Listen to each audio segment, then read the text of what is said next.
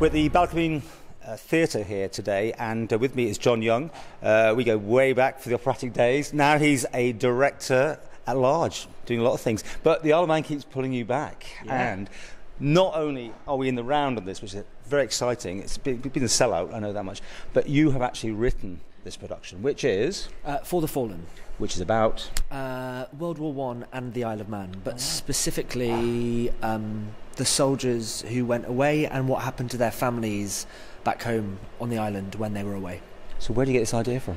It originally started as a conversation with John Skinner a little while ago when he was mayor, and he'd invited me up for tea. And we were talking about the 100th anniversary, which was approaching, and he said, "Oh, they should do a World War One, something to commemorate World War One." So that got my brain ticking, and then I went away, and then I approached the Arts Council with an idea to make a new play, essentially, and it's been that started 2 years ago. But although I've written it, it's been developed with the company of actors, so lots of the stuff in it they've created. There are lines and scenes that have come out of improvisations and workshops. So the play, although I suppose it's written by me, belongs to all of us. We've all had a part in it. Does it change, or have you let them create as they go, or is it now locked down? Or? Yeah, it's locked down. I mean, we get a couple of different lines now and again, but that's fine. Yeah. Most of the time they're better than the ones I wrote, I think. Like that. But yeah, they've had the company have had a really big input into this, and what's been lovely about it is when we did the project, I said to Emma at the Arts Council, I think it should be open doors, as in if you want to be in it, you're in it. Wow. So we did an audition workshop, but that was mainly so I could see the kind of characters that we had, and we've got a really wide range of people, and they're great, and they all kind of worked. They've created a little community, as you do on shows.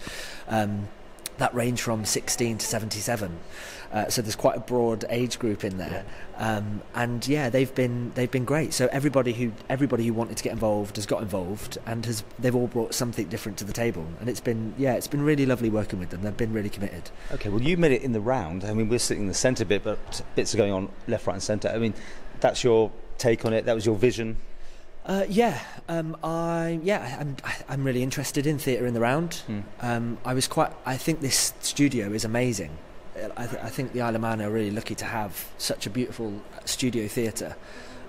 And I said it would be really good to do something. I wanted to create an experience, I suppose, that the audiences haven't had before. So I thought about how we could stage it, and then I worked with a designer called Alice Smith who designed the set. And together we came up with this. So we are actually sat on to scale map of the Isle of Man.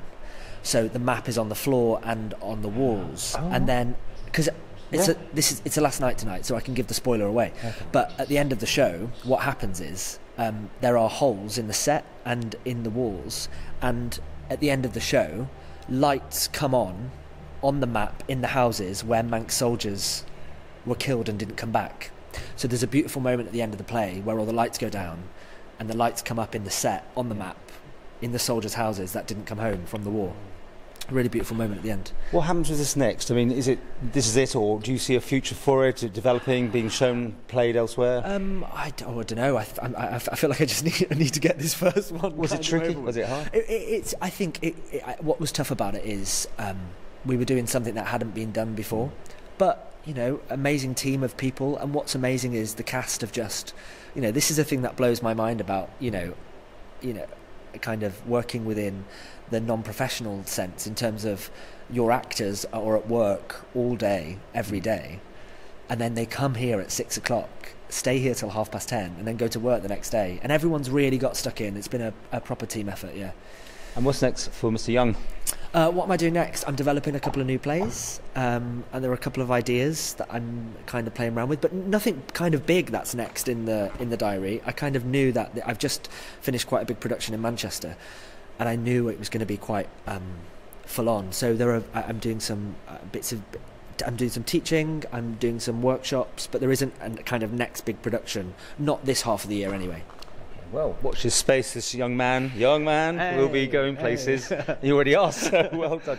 And if you missed it, well, that's it. Tough luck. Yes, I suppose it is.